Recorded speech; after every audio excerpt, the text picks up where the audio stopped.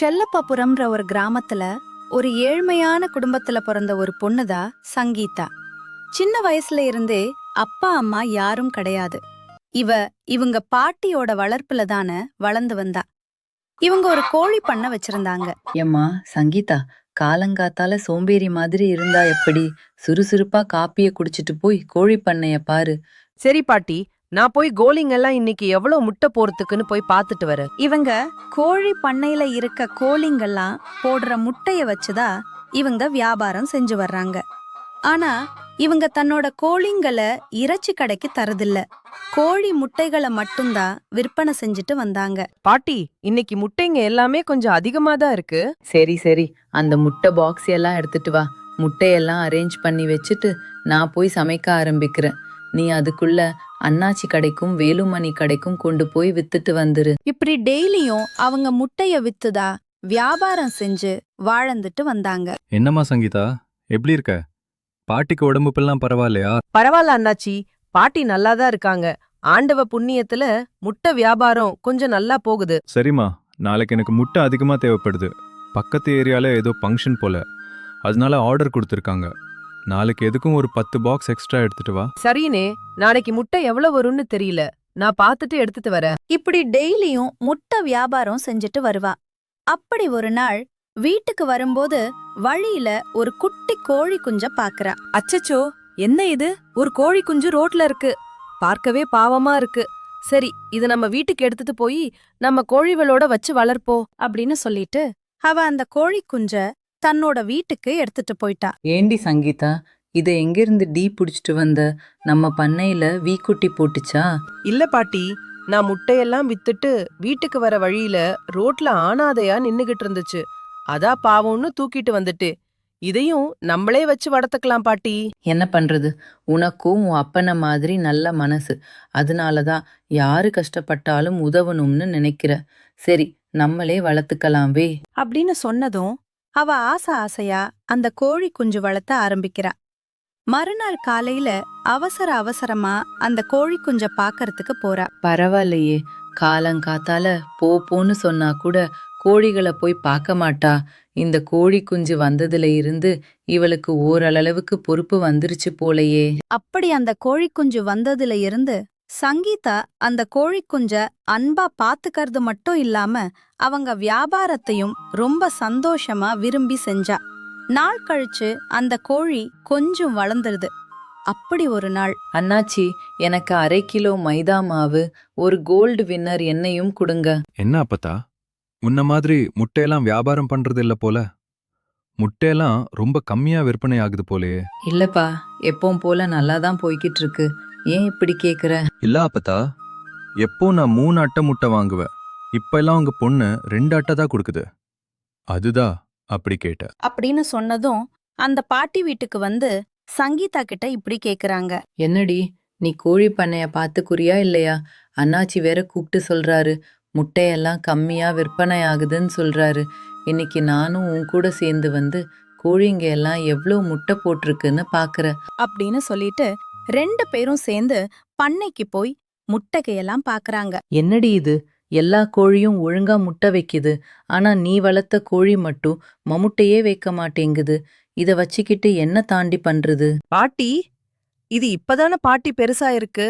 இன்னும் கொஞ்ச நாள் போட்டும் பாட்டி. எல்லா கோழியை விட இதுதான் அதிகமா முட்டை வைக்கும் பாரு. சரி சரி, நீயும் ஏதோ சொல்ற, நானும் அதை பார்க்கதானே போறேன். இப்படி டெய்லியும் அவங்க 2 பேரும் கோழி பண்ணைக்கு போய் முட்டைகளை செக் பண்றாங்க. ஆனா கடைசி வரைக்கும் அந்த கோழி ஒரு முட்டை கூட போடல. ஏண்டி சங்கீதா, எல்லா கோழியும் கரெக்டா முட்டை போடுது, ஆனா இந்த கோழி மட்டும் முட்டையே போட மாட்டேங்குது. பேசாம இந்த கோழிய நம்ம இறைச்சிக்கு வித்துறலாம், அதுலயாச்சும் ஒரு 200 ரூபாய் 300 ரூபாய் லாபம் வரும். பாட்டி, வேண்டாம் பாட்டி. இது நான் ஆசையா வளர்த்த கோழி பாட்டி. முட்டை போடலைனாலும் பரவாயில்ல, இது நம்மள வச்சுக்கலாம் பாட்டி. ஏண்டி அம்மா, நம்ம படுற கஷ்டம் உனக்கே தெரியும்ல. நம்ம சம்பாதிக்கிறது நமக்கு சாப்பிட்றதுக்கே போயிருது. இதுல இந்த கோழிக்கு வேற தீவனம் போடணுமா? இது முட்டை போட்டாலும் பரவாயில்ல, சும்மா சாப்பிட்டுட்டு மட்டுமே இருக்குது அப்படின்னு அந்த பாட்டி அந்த கோழி மேல ரொம்ப கோவத்துல இருந்தாங்க. இதை இப்படியே விட்டா சரிப்பட்டு வராது. ஒரு நாள் இவளுக்கே தெரியாம நம்ம இந்த கோழிய இறைச்சி கடைக்கு கொண்டு போய் வித்துட்டு வந்துருவோம். அப்படின்னு சொல்லிட்டு சங்கீதா வீட்ல இல்லாத நேரம் பார்த்து அந்த கோழிய புடிச்சிட்டு போய் பாய் கடையில வித்துட்டு வரதுக்கு போறாங்க. என்ன பாய், எப்படி இருக்கீங்க? வியாபாரம் எல்லாம் நல்லா போகுதா? எனக்கு இந்த கோழிய வச்சுட்டு எவ்வளோ வருமோ அவ்வளவு தாங்க.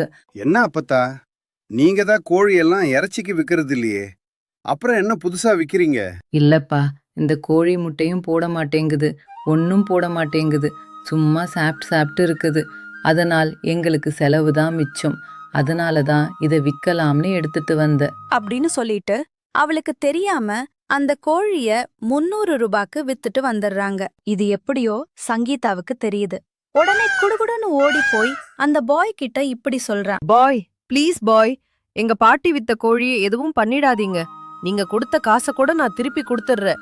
எனக்கு அந்த கோழியை கொடுங்க. அப்படின்னு சொல்லிட்டு காசு கொடுத்துட்டு அந்த கோழிய திருப்பி வாங்கிட்டு வந்துடுறான். என்னடி, நான் அவ்வளோ தூரம் சொல்லியும் நீ அந்த பாய் கிட்ட போய் காசை திருப்பி கொடுத்துட்டு கோழியை வாங்கிட்டு வந்திருக்க. இது எங்க போய் முடிய போகுதுன்னு தெரியல. நானும் பார்க்க தானே போறேன். ஒரு நாள் இல்லைனாலும் ஒரு நாள் இந்த கோழிய கறிக்கு கொடுக்கறனா இல்லையான்னு பாரு. சரி பாட்டி, எனக்கு ஒரு வாரம் டைம் கொடுங்க. அப்படி இந்த கோழி முட்டை போடலன்னா நீங்க இந்த கோழியை என்ன வேணா பண்ணிக்கோங்க. அவங்க பாட்டி கிட்ட சொன்னதும் அவங்க பாட்டியும் சரின்னு சொல்லிட்டாங்க. சங்கீதா டெய்லியும் அந்த கோழி முட்டை போடுதான்னு போய் பார்த்துட்டு இருந்தா. கடைசியா 7வது நாளா போய் பார்க்கும்போது, அடடே, என்ன இவ்வளவு நாளா முட்டையே போடாத கோழி இன்னைக்கு ஒரு முட்டை மட்டும் போட்டிருக்கு. ஆனா இந்த முட்டை மஞ்ச கலர்ல இருக்கு. சரி, இத போய் பாட்டி கிட்ட சொல்லுவோம். கடைசி நாளான இன்னைக்கு ஒரே ஒரு முட்டை மட்டும் போட்டிருக்கு. ஆனா அந்த முட்டை மஞ்ச கலர்ல இருக்கு பாட்டி. என்னடி சொல்ற? முட்டை மஞ்ச கலர்ல இருக்கா? எங்க அந்த முட்டைய காமி. அப்படின்னு சொன்னதும் அவ அந்த முட்டைய அந்த பாட்டி கிட்ட கொடுக்கறா. ஆனா அந்த முட்டை ஒரு தங்க முட்டை. அடியே சங்கீதா, இது மஞ்சள் கலர் முட்டை இல்லடி, இது ஒரு தங்க முட்டடி. விஷயத்த யார்கிட்டயும் சொல்லிடாத என்ன. அப்படின்னு சொல்லிட்டு மறுநாள் போய் 2 பேரும் முட்டைய பாக்கறதுக்காக போறாங்க.